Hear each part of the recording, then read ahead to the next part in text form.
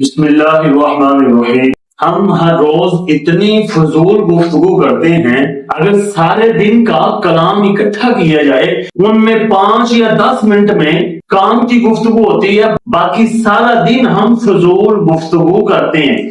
فضول گفتگو کا کیا انجام ہوتا ہے؟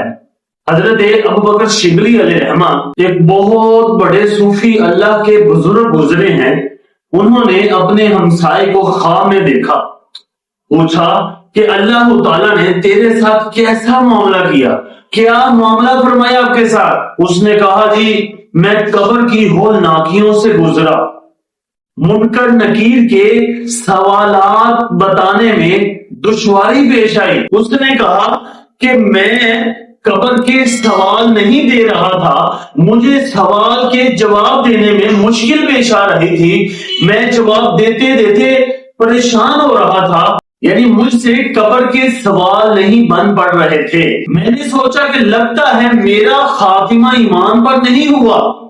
پھر ایک آواز آئی کہ یہ سب کچھ تمہاری فضول گفتگو کی وجہ سے ہو رہا، یعنی فضول گفتگو کرنے کی وجہ سے انسان کو قبر کی ہولناکیوں کا سامنا کرنا پڑتا ہے اور منکر نکیر کے سوالوں کے جواب دینا مشکل ہو جاتا ہے۔